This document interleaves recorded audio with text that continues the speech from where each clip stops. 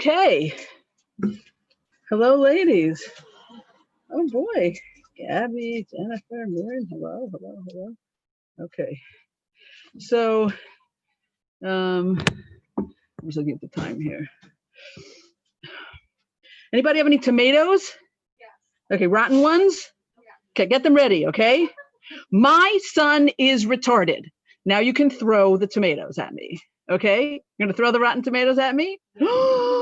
Oh no! If you threw the rotten tomatoes at me, that would probably be a little bit problematic on several reasons. Well, I guess if they're really rotten, it wouldn't be baltashkas, but there might be some other issues. Yeah. There's the plastic screen. Yeah, so all it would do is make a mess on the plastic screen. Okay. So I'm going to tell you why I started like that. Let me open up by saying my son has Down syndrome. Okay? My son has Down syndrome. So what do you think now? What do you think he's like? Sweet, kind, loving, cute, personable. Keep going. All of those. Down. What? All of those. Down. All of those, right? You live in Neve Yaakov, which is like the center of Down syndrome in the city, because in addition to the regular, percentages of births, there happens to be a tzaddikus who lives there, who happens to be Mechutanim with the Pavlovs, who is like the queen of getting people to foster kids. So there are like a lot of kids with Down syndrome in Neve Yaakov. Yeah. Okay. So he's cute. He's personable. He's lovable. He's right. He's, okay. So can I tell you, and when I first prepared this, he was a lot younger. He's 19 years old. And can I tell you that having a young adult with cognitive impairment and physical disabilities is a major pain in the neck. He is also lovable, right? But he's also difficult. He's personable. When he was younger, I had to stop taking volunteers because he wasn't only personable, but he was also opinionated, which being my son was like really shocking, like, so if a volunteer would come in and he didn't like her, like, forget it. Like, they didn't say, oh, like, she would do, everybody watching, she did everything right, like by the book. He decided he doesn't like her, nothing. You're going to spend a year having him say, like, it's not gonna work. Just forget it. I like fired one of the best volunteers like ever. She did everything perfectly. I was like, you are amazing. I will give you a verbal or a written recommendation for anyone. He won't like you. Just forget it. She was like, okay, like that's not pleasant to have to deal with. And for years and years and years, and even sometimes today, when he's excited or emotional or can't handle a transition, and you ask him something, his answer is, Im, I love you. Im, I love you, which is one of the few things he bothers to say in English. Im, I love you, which isn't that cute? Imagine you heard that 17,000 times when you want to know if he wants to come with you or if he wants to stay home, right? Like, of course, who doesn't want to be told they're loved by their child? But you need information again and again and again and again and again. He's stuck. Ema, I love you. So like, like, don't worry, I won't just quetch. Okay, and therapy didn't work. I took him to this. We were this speech therapist, so she decided to play with this, and we taught him to say "I love you" in like 7 languages. Like just to like make, so he learned how to say I love you in 7 languages, and then he still kept doing this when he didn't want. So now he doesn't say I love you anymore. When I ask him a question that he doesn't want to answer, he goes like this. Now, I have a lot of sons, so how was your day getting no answer? I'm used to, men, right? Kef, like that's communicative. Okay, but when it's like, do you want this for dinner or that for supper? There's 2 options. Or do you want to stay home? Ab and I are going out. Do you want to stay home or do you want to come with us? I kind of need an answer, right? Okay. So I'm not saying this in order to complain, or maybe I am. Okay. I'm not saying in order to complain. I'm saying it because if I say Down syndrome, let's say, oh, there's a cute and lovable one wonderful. And you should know that special needs is not just like, well, just downshift your expectations and pretend he just is like a 7-year-old, or when he's 7, he's like he's 4, and when he's, and when he's, and when he's 12, he's like he's 7. No, like it's not that. It's pervasive. It makes, I had this line here I like, so I'm going to read it. It makes the simple complicated, the complicated difficult, and the difficult close to impossible. That's what it does. It's pervasive. And special needs are pervasive, and they're permanent also. So that cute little baby, now I'm not going to say this to a new mother of a kid with Down syndrome. I used to go a lot and speak to them. I don't do it anymore because I'm too far away from that stage. But, don't say this to like just say, what do I take? It's your baby. That's like, we'll deal with the other stuff later. So I know that Amy just spoke to you about people who have lost something that nobody wants to lose, right? And that Rbzn Pavlov is going to speak, or she spoke yet already? She's going to speak? She spoke. So she spoke about people who don't have what everybody else wants to have, and many people do.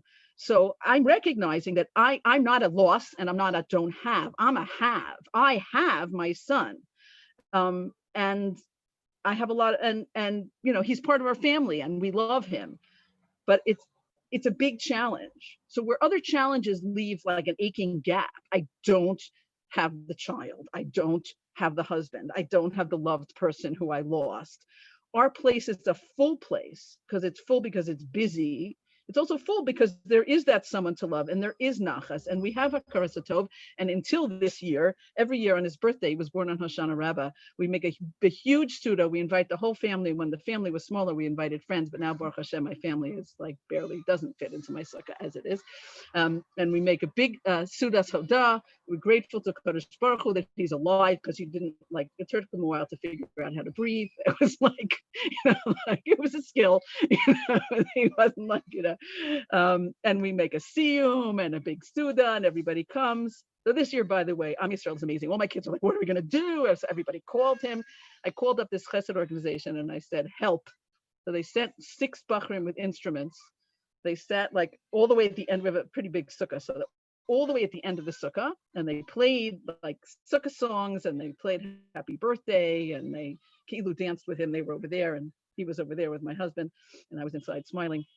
Just my husband had corona already, so like, okay, so I'm not kvetching and I'm not whining. I'm just saying that we love our son just the way he is, and we're incredibly grateful that we have him and that we don't not have him. So that's an important thing. So there's a bunch of important points here. Again, when I first prepared this lecture, I talked about how it's painful to watch your child being surpassed time and time again by younger kids, or being left out because they can't keep up, or being unable to do what everybody else is doing. And I have a story about that at the end, that I'm going to read something that I wrote quite a few years ago already. At this stage, what's really painful is watching him watch himself be surpassed by his nieces and nephews. I mean, in his case, he doesn't have younger siblings, but people who have younger siblings, when the younger siblings surpass them, it's like, hey, what's that? So with the nieces and nephews surpassed, that's even more so. Like, I remember when this baby was born, and now they're like taking care of me. What's happening here? And dealing with his emotional piece, especially since, combination of cognitive impairment and being male makes, talking about emotions, it's like, Chaya, just forget it. Like, just forget it. So that's one of the things that you need to understand the mothers. So here I was, Chaya, Tavin, a wife, a mother, a neighbor, a teacher, and I was me. And then I had this baby, and he was very cute, and he was just kind of blue and floppy and not breathing and had too many chromosomes, right? Or no, actually, he had just the right number of chromosomes that he was supposed to have, but more than you have. So there you are. So the first question that somebody will ask themselves, they're like, it creates an identity issue. Like, who am I now? And this is important both for the family and, as we're going to see, for the person themselves with special needs. So who I am now is the same me that I was before. In other words, the things that I liked before. The things that I appreciated before. I might have learned quite a few tricks that I didn't know before. And whatever, one of my neighbors was desperately trying to keep her husband home from the hospital. He had corona. And the doctor said, the only way you can stay home is if you can get oxygen. And she's like, oh, Tavin has oxygen. Like, okay, so I'm glad to be able to help. Usually you lend your neighbors milk and eggs, but sometimes you name them, lend them oxygen, whatever, right? Sure. Okay. So you didn't come to hear about me. You came to hear about how you can be sensitive. So I'll tell you that one of the ways to be sensitive is to recognize that family members, parents and siblings of children with special needs, of people with special needs, are the same people that they are without that. In other words, I didn't turn into holy woman, right? I didn't turn into holy woman. And you know that Hashem tests the strong. So I have to tell you that most, if not all, of my fellow special needs mommies hate it when people say that, oh, you must be so special that Hashem tested you. I had this running joke. I was like, okay, so I'm going to say Lashon Hara about you, and then I won't be so holy, and then my kid will be healthy. Okay, is it a deal? Yeah, but I never said that. But I did think it, I have to admit. Maybe that's not so nasty. Maybe that's nasty. I mentioned that to a few of my friends who also have kids with special needs, and they all laugh when I say that. So clearly, this is a common issue. Right? Do not tell us how holy we are. You can tell somebody, just like in anything else, like whatever. I was once, I several times actually, the home of one of our alum who also has a child. This is something else altogether, but the child with special needs, and I was really blown away by how the parents related to him at the Shabbos table. It was a table not only a large family, but I was there, and because I was there were lots of alum there, and the way they related to him, but the way they managed to juggle. So I didn't say you're holy special people. I said I'm really impressed with the way you managed to juggle and respond to him and blah blah blah blah blah. No, that's okay, right? But don't canonize. I'm going to speak about that later. So people, we make mistakes that are foolish, and we make mistakes because we're so tired that we can't see straight, and we are working on our midos, which is a lifelong vocation, and I haven't retired from that particular thing yet. So that's it. It's life and more so. So it means if you have a relationship with a mother or a sibling of somebody with a child with special needs, so remember that on the one hand, that person's life has been unalterably changed. As I said, it's pervasive, it doesn't go away, it's forever. But at the same time, she is who she is. So when I first was preparing this, I called up or emailed a couple of my friends and I said, what should I tell people? So one of them said, duh, right? Everything I'm going to say is going to be duh. It's just like, it's good to hear anyway. How to deal with any particular special needs parent depends on what the person's personality type was to begin with. In other words, that's why this point is important. My life became more complex. I probably got an honorary medical degree in pediatric pulmonology somewhere along the way, but basically I'm still me. I'm not Nebuch, she has that child, or oh, they're so special or holy.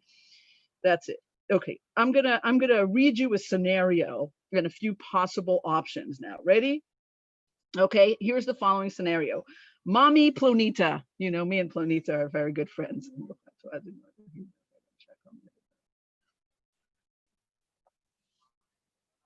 Mommy Plonita is sitting on the park with a few of her kids.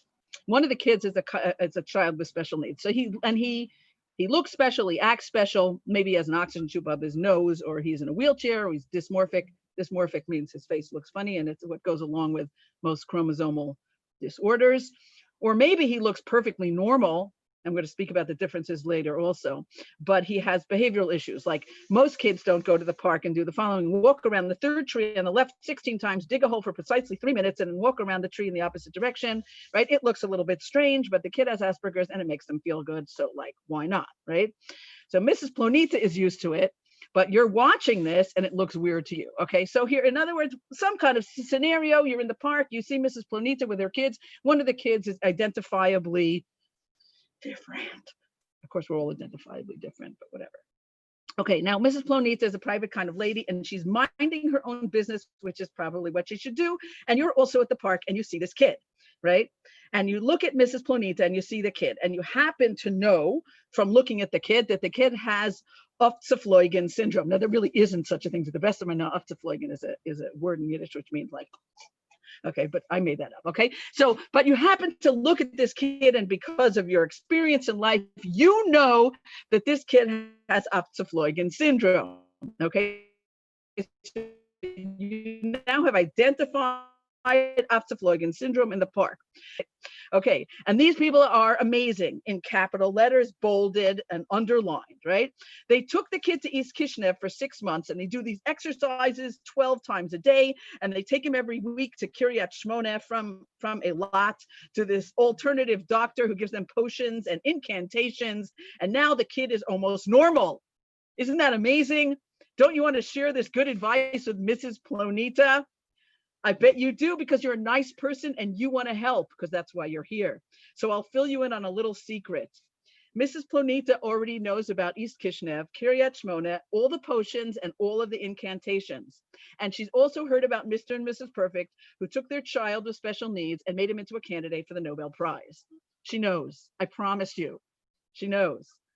So if she has chosen not to do anything, and these 4 things, listen carefully, there might be one of 4 possible reasons why she is not doing what Mr. and Mrs. Perfect are doing. Number 1, she doesn't really think it will help, right? Number 2, she doesn't think it's worth the price of uprooting her entire family and impoverishing them both financially and emotionally. There's other people here in the family.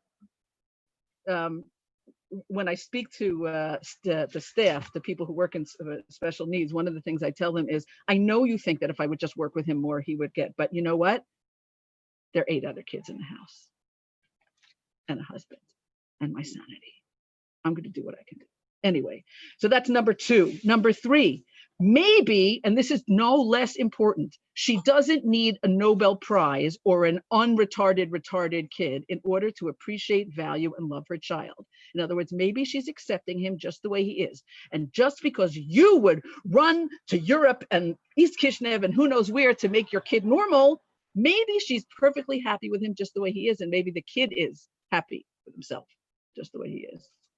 And number 4, maybe she wishes she could be like Mr. and Mrs. Perfect and run to East Kishinev and say, do the potions and the incantations. And she's racked with guilt that she can't. And hearing it from you is just pouring salt in an already festering wound. Okay, so that's scenario number 1. Scenario number 2, same park, same kid with Rbzn syndrome. Okay, so you don't come over to tell Mrs. Plonita what to do. You notice her son and you go over and you say hi. And you say, I know these kids with Rbzn syndrome, and they're so cute, and their parents have such nachas from them, and you wax eloquent about these children, which I'm going to speak about in a minute. And this is what happens next. The 12-year-old who got roped into coming to the park, because 12-year-olds are like sort of glee if they really want to see kids come to the park with their mother, you know, like not really. But the 12-year-old got roped into the park because Mrs. Plonita needs help with the rest of the kids. So she starts rolling her eyes because she has heard this so many times. She is going to vomit like any minute. The 4-year-old who was having quiet time with Ima and was appreciating the quiet time with Ima walks away to find something else to do, because here we go again, and my sibling with special needs is pushing me aside, right? Now, what about the kid with Rbzn syndrome? What about him? Assuming that he can hear and understand, which the overwhelming majority of people with special needs can, even if some people can't, right? But he is frustrated with what being called a museum exhibit. And this is like, write this down in your mental notebook. It's called third person invisible. It's awful, don't do it. It means talking about a person who's sitting in front of you as if they're not there, right? Okay. So he's unable to express the fact that he's uncomfortable with this for whatever reason. So he does something effective to stop the conversation, like take a pile full of sand and start throwing it in the eyes of all of the children who were until now playing nicely with him. You got it? it's not the result you intended. I don't mean you, right? It's not the result this person intended, but that's what happened. But I meant well. Okay, so that's possibility number 2. Here's another possibility. Same park, same kid with Atzafloigen syndrome, same Mrs. Plonita.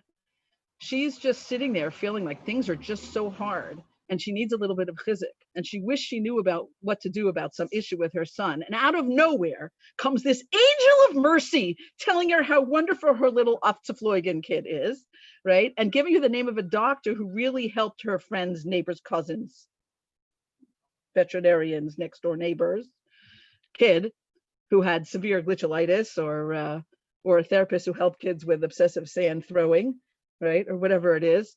And after speaking to this caring stranger, Mrs. Plonita feels better. She has the koach to go on with her day with a smile on her face. She tries the doctor or the therapist. It really helps. The whole story makes it into Hamodia's Hashgacha Pratis column, and everybody is happy, right?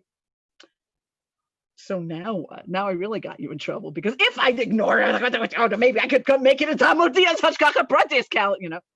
So we've seen that sharing inspiring stories can hurt more than it can help. And we can see that unintended but unasked for chizik can also be harmful. On the other hand, we've also seen that a kind word from a stranger can make a world of difference. So now what do you do?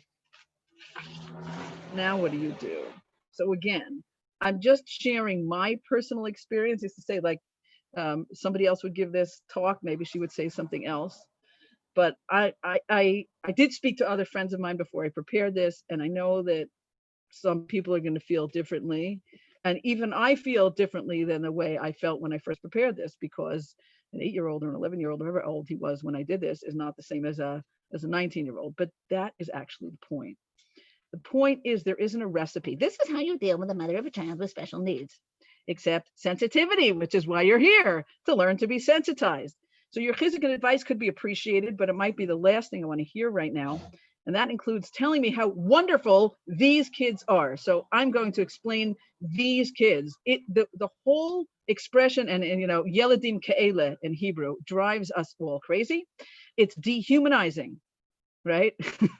It's dehumanizing, because even if someone would say all blonde barbers are very smart, right? And you happen to be a blonde-haired barber, right? So, but you're not being told that you are a person who uses your God-given intelligence in a good way. You're just being told that this box category, blonde-haired barbers, are smart. So it's not recognizing your individuality. It's invalidating your individuality. Most important, it defines a person by what's different as opposed to what's unique. Right? You hear the difference between different and unique? Define a person by what's different between them and everybody. A person by their uniqueness, which is inclusive of lots of other things. Okay, so these kids and those kids is like, just get that out of your vocabulary. Okay, so you're in the park and you want to know, should I keep my mouth shut? Should I say something? Should I not say something? So this is the questions you have to ask yourself. Why am I opening my mouth? Why? Is it in response to an inner need that I have to say something? Is it because I feel uncomfortable doing nothing? Or am I sensing a need coming from her? Like, look at her body language. If she's a total stranger, you really might not know. Am I sensing a need coming from her? Am I reading her tone of voice, her facial expression? Am I responding? In other words, the question about how to respond, am I responding to my needs or to hers? Tune into the needs of that person. Is my silence because I have that sense of discomfort if I don't say anything? Or is it response to Mrs. Plonita's need to be treated like anyone else? I remember once I was, my son was like 2 months old or something like that. And I was, no, not even. He was very young, and I was in the supermarket and I was pushing the supermarket. I wanted to like put a sign on my back said, "I'm still me." Like people like they didn't know what to do. Like, should they say hello? Should they not say hello? Should they talk about the baby? Should they not talk about the baby? So when people ask me how's my son doing and stuff like that, I appreciate it, because if people who care about me know that it's a constant challenge and they're showing concern. But if I feel like somebody's relating to me because I love, like just because it makes them feel good to be nice to people who have kids with special needs, so I get pretty sick of it. So one of the most important things, again, is ask yourself, for whom am I doing this? For whom am I saying this? Is this to make me feel good, or is it to make her feel good? So here's a great example a friend of mine wrote. Now, this friend is particularly sensitive to special needs. She worked in a special needs camp. She grew up with an uncle. Her father, when he proposed to her mother, said, "There's one condition: when my parents can't take care of my brother anymore, he's coming to me." And like that was like a precondition for, and she said yes. So I don't know who was more amazing, him or her. They were amazing people. They're all in Olam MS now, but anyway, she told me the following. It's an example. She said she went over to a mother of a kid who had a lot of very serious health issues and said, "Oh, your daughter looks like she's doing well today," right? So the mother just brightened up and started chatting. Or she went over to somebody and said, "My son got a new wheelchair. That's a neat model." And the mother opened up. So what was helpful and effective in her approach is that she left room for the mother to create where the conversation was going to go. In other words, your daughter's looking well, yeah, Baruch Hashem, and of calm tongue, I don't want to talk about this, or right, or yeah, and we went to the doctor and said that, right? In other words, you're putting the ball in her park. So sensitive questioning, empathic listening puts the ball in the hand of the person whom you're trying to be sensitive. So I touched on this again, but I'm going to reiterate because it's really important. Little Atzafloigen, and the sand flinging, right? Remember, why did he fling sand? Why did he fling the sand? He flung the sand because they're talking about him in front of him, like he's not there. So if anybody ever been hospitalized, you know how demeaning it is to be talked about as if you were Exhibit A, right? My son told me years ago, this is great. He doesn't enjoy, now Baruch Hashem, he's healthy, but for years and years and years and years, he was not particularly healthy. And he just said, "Ani bari," I'm healthy. Like his health and the gory details to be discussed, and he didn't appreciate it when people asked me in front of him, because he heard and he understood, and I used to always say he's retarded, he's not stupid. So just like, I don't use the word retarded in front of him, but even that, but from a very young age, we were very open with him about what Down syndrome is and that it comes from Hashem and what the ramifications are. Okay, anyway, so I know that you wouldn't appreciate your medical issues being publicly discussed on the corner of Shells and Chai Taib, so neither does he. So and here's two unbelievable stories that illustrate my rule that I know you know, but I'm going to say it anyway. If it's rude beyond rude to ask, but what does he have? Right? Down syndrome is very obvious, but lots of other things aren't, right? When you're not in front of the child, it's 1,000 times worse to do so in front of him. So one of my daughters was volunteering in a camp for kids with special needs. And when he was younger, my daughters basically took my son. And then we got to a certain point, we decided that wasn't so healthy anymore. So my daughter went and she took my friend's kid, and her friend took my kid. It's because everybody has a one-on-one counselor, right? Anyway, so my friend's son has a chromosomal disorder that's much less commonly known. And he kind of looks, you can't really tell until he opens his mouth and starts doing interesting things. So even though the counselors are all trained and told, do not do this, somebody couldn't control herself. So she went over to my daughter and said, "What does he have?" And my daughter said, "Ears." Right? So yeah, one of my best, oh boy, I'm not going to get you fired, but I could certainly think about it moments. I was having an echocardiogram just because I got old. I was having an echocardiogram, and she asked, the technician asked me if I, was familiar with the procedure. So I said, yeah, I have a son with special needs. He's had a lot of echocardiograms, so I'm familiar with it. Thank you. So she said, "Oh, did you know before he was born? If you had known, would you have aborted?" Right. I was like, okay. Right. That wasn't a good thing to say. Okay. How do you even respond to that? Yeah. I was just I don't remember what I said. I think I just looked at her and I said, no, or something like that. So atypical kids who look atypical, and this is another issue in special needs, they have a problem because everybody seems to know who they are. People identify them if they don't even know them. You walk down the street and, people just know who they are. So my son once told me that he doesn't like people who make faces at me. So I thought that meant, because sometimes, I mean, in Harnov almost never happens actually, but sometimes people kind of stare, right? So I asked him, show me the face that you mean. So I was expecting him to show me this, So he went, that sickly sweet. If you weren't diabetic now, you might be, right? That he can, that sickly sweet, the people who don't know you come over and start talking. So here's the deal. If you see somebody who with obvious special needs or, facial features, a wheelchair, hearing aids, an IV pole, an oxygen tube, it doesn't make them public property, right? It doesn't make them public property. If you would start talking to them anyway, or if you have a really good reason to start talking to them anyway, go ahead. And if you wouldn't, if they didn't have the IV pole or whatever it is, then don't, right? What's your name? How old are you? Where do you go to school? In other words, if it's my friend and I say, oh, this is my friend, so like okay, that's just a reason, right? Okay, and as we said before, there's a difference between identifying people by their differences and identifying people by their uniqueness. Okay, so that's atypical kids who look atypical. Another problem is atypical kids who look typical. Again, this I spoke to some friends of mine who have kids mostly on the ASD, on the autistic spectrum. So you're behind your line, and you're behind line. In the days when we could be places online with places and be behind people, you have to pay the zoo. You're in front of them in the bus. You're near somebody at the hotel, and a kid starts behaving like just wild, right? So I would never let my kid behave like that. My kid would never do such thing. Your righteous indignation, right?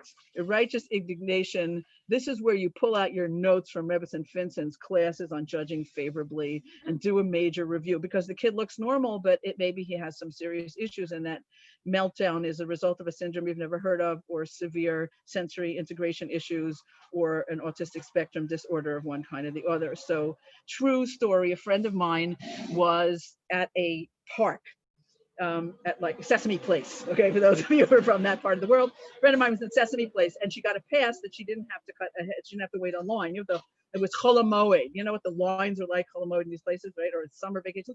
Sometime when there were a gazillion people and a lot of from people there. Anyway, she obviously looked from. The kids had yarmulkes. She had long sleeves, and she had a tichel. So she obviously looked religious, and she kept getting cut to the front of the line. So a guy with another religious Jew came over to her and said, "Hey, what can I do to get to the front of the line?" So she said, you can find out when your kids are 2 and 4 that they're both autistic. You can spend every night wiping, excuse me for the word, fecal feces from the ceiling because your kids throw it. She went on for about 5 minutes about what it's like to have a severely autistic kid. And then you can also cut in the line. That was, yeah. Okay. Right. Okay. So these are some of the degrading things that people don't like. Which adds to their pain. Having social workers and teachers visit to sort of like check up on you. It's like, I didn't get a license for my parenting. Having these reports written that say, "L'divrei ha'em," this is like drives me crazy. According to the mother, like, I don't know, I'm a psychologist and I saw him for 45 minutes, but the mother claims, I'm like, I live with him. Yeah, whatever. Going to, and this happens every couple of years, I have to go again to this, whatever, bunch of people and talk about him. And then they decide that he's allowed to live at home. Thank you very much. Like, where were you when I was up all night with him? Asking for therapies so that you can just help your kid, and being, having your insurance company relate to you as if you're a blood-sucking, money-grubbing. That when my son was born, that year, so 6 months before, in Chol Hamoed Pesach, a family on Chai Taib had a boy with Down syndrome, and Erev Shavuos, a family on Rbzn had a boy with Down syndrome, and on Sukkot, my son was born. So within 6 months, there were 3 boys with Down syndrome born, and we got to know each other very well. And you got the Shalosh Regalim, you got that? Ready? One is a Kohen, one is a Levi, and one is a Yisrael. We used to call them the Beis HaMikdash boys. They're going to bring Mashiach. They're still working on it, but they're all 19 now. Anyway. So what would happen is if one of us would, and we all had the same insurance, right? So if one of us would ask for something where it said, they call this hashlishiya miharnof, the triplets from Harnof. So like, as if like, we're all in it together to suck you of all of your money. How about I just want to help my kid? And a friend of mine said she thinks her insurance company has a dartboard with her picture on it in their office. Okay. And you know, I used to have to get like massive amounts of steroids, and every time I would go, I'd have to like fight to get more steroids. And it's like, what do you think? I said to them once, do you think I'm selling these on the black market? Like, what am I doing with inhalated steroids? You know, what do you think? So finally, this is how I finally got them to stop. Well, first of all, this is how I got oxygen in the house, and this is how I got them to stop torturing me every single month with the steroids. Ready? I told them, you know what? You're right. Every time I'm not sure about what he looks like, I'll just call Hachovesh Harnof. That's the volunteer paramedics here. And they're going to bring him to Shari Tzedek. And Shari Tzedek will for sure keep him overnight at least. And then until he's stable, maybe more. And you could either pay for that, or you can pay 180 shekel a month for me to have this stupid oxygen monitor and that, whichever you prefer, guys, right? If you can't give me enough booty cord to last the month, so I'll just go to Shari Tzedek for the last week of the month, and then you could pay for that. You can decide which is cheaper. But do you know how annoying it is to have to do this? And I'm lucky my father was a lawyer, so I knew how to, you know, said like, I yell well in Hebrew. Okay. Okay. So when you care for a child with special needs, you get on with your life because that's what's really best for everyone, most importantly for the child with special needs. You can't put your life on hold, and you don't want to. So this is where you're sensitive. So here's going to be like some do's and don'ts. Okay. And some reminder points. When you have a child with special needs in your house, it doesn't go away and you have to live with it. It's pervasive. It's 24/7. You might forget about it, and we might just not be thinking about it, but it impacts every aspect of our lives. You can look fine and you could be fine, but there's an underlying pain, and it can gush out anytime when you least expect it. You know, sometimes when somebody else's kids are moving on in their life, sometimes when your grandchildren, you know, when you watch your own kids pain, sometimes when whatever it is, and it could not even make a lot of sense, but that's just the way emotional pain is. Sometimes, probably most of the time, you want to be normal. I don't know if I was ever normal, but anyway, and you want to go on with your life like everyone else, but sometimes you don't want to, and you just can't. And you need people to cut you slack when you say, I just can't. I have to tell you that the Pavlovs and Sharim in general were unbelievable. Benjamin David was born, and like we were making a bar mitzvah, like then, and I was planning on having the family for Shabbos, and I was cooking because I wasn't due for another couple of weeks, and I always give birth late. Okay, except this time.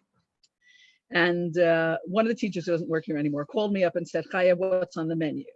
Okay, they catered a whole Shabbos for me, but the Pavlovs were like, Chaya, you take as much time off as you need. When you want to come back, you can come back as part-time as you want.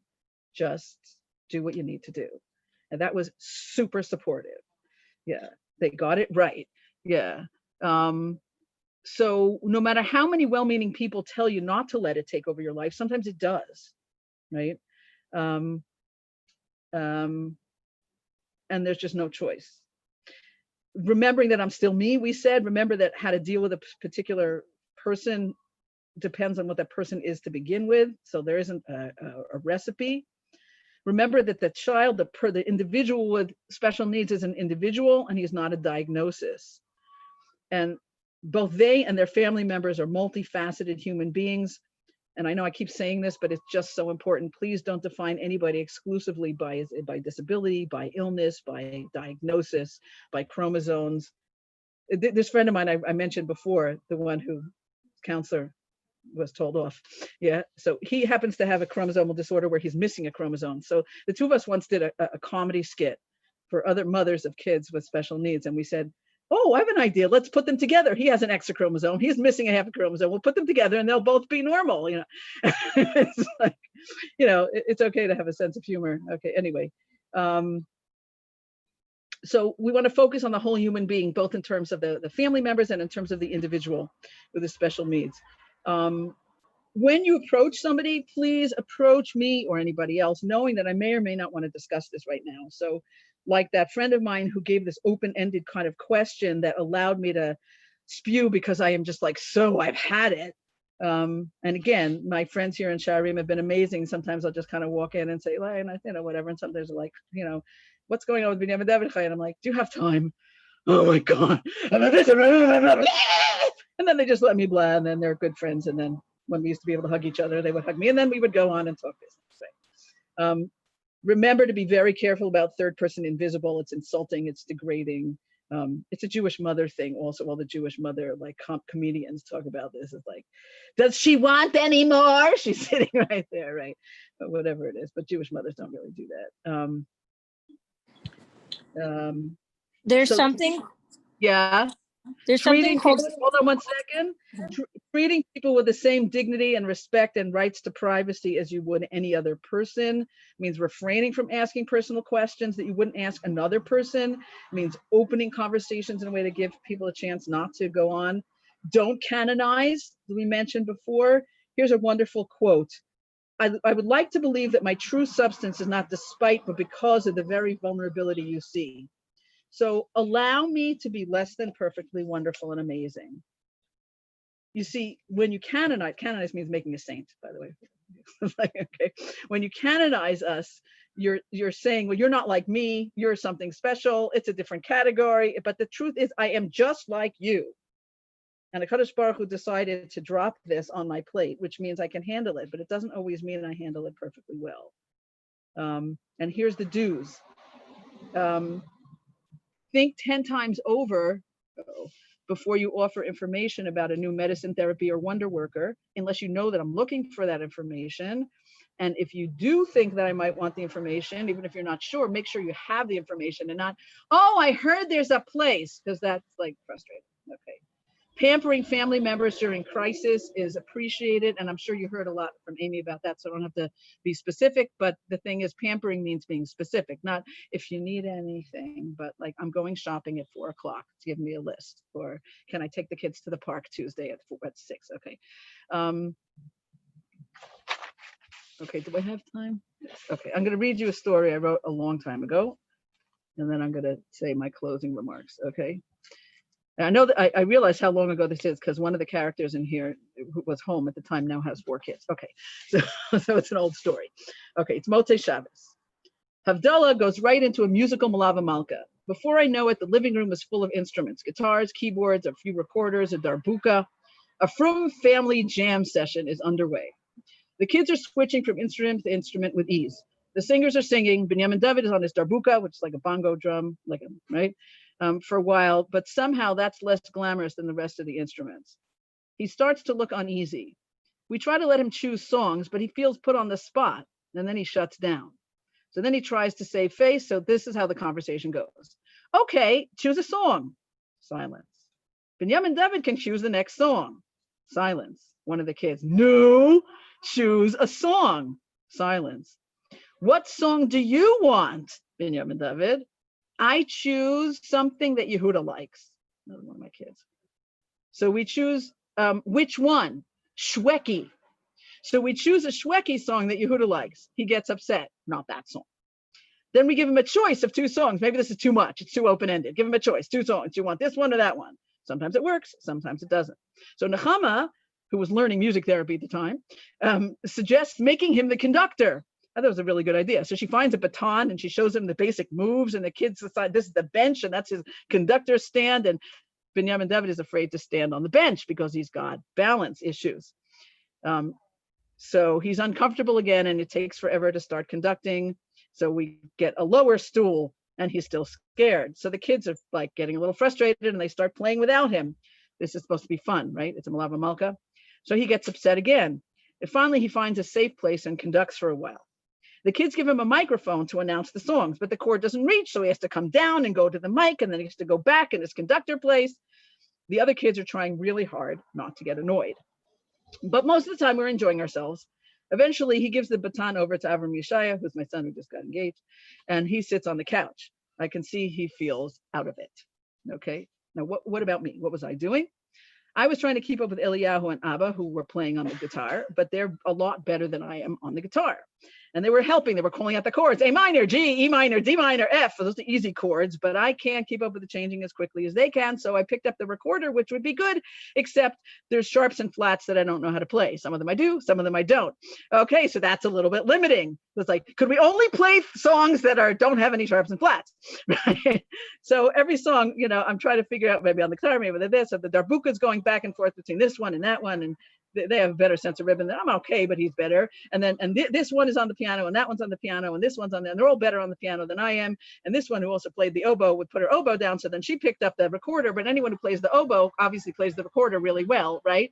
So they're all producing this stunning music, and I'm like, forget it, because everyone is doing a better job than I am, and I can't keep up with them. Okay. So there's no point in taking their place. And one of the kids who wasn't playing was singing, and he has a beautiful, beautiful voice. And he loves to sing. And I also like to sing, and I'm pretty decent at it, and I can harmonize and everything. But right now, at that particular evening, for halachic reasons, I couldn't sing either. There was somebody there, obviously, right? So I began to feel for the first time that I have an inkling of what Binyamin David feels like.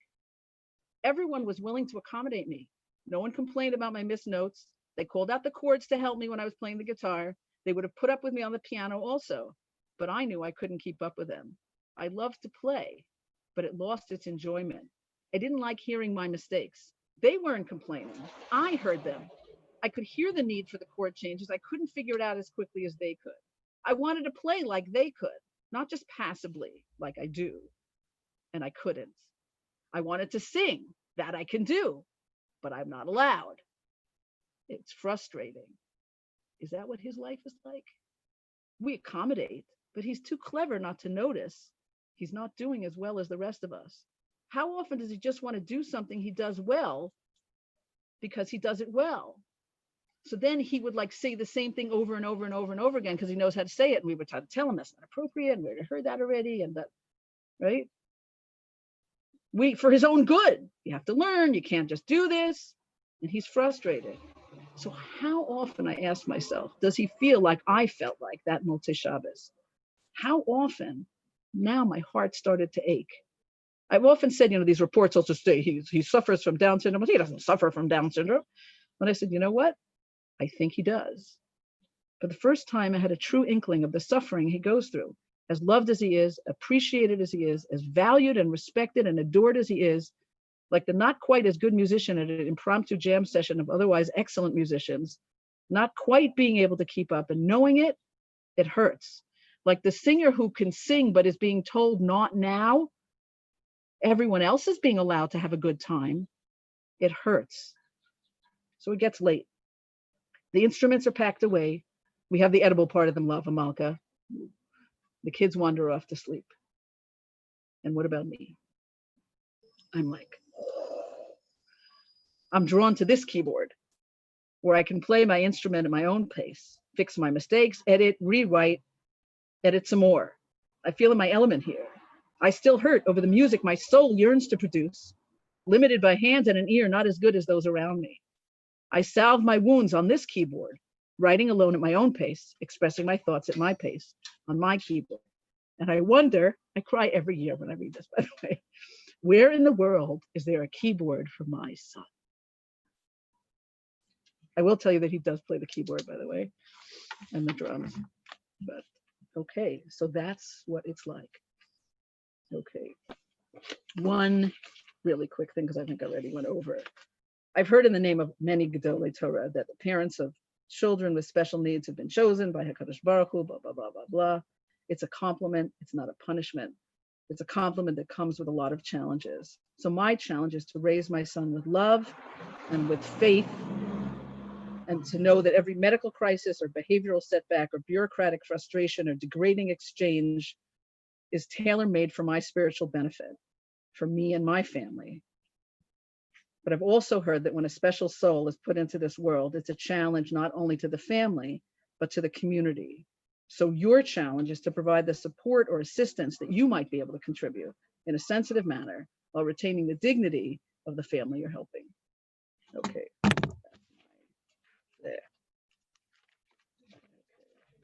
have to say I was really happy that special ed went back to school, even though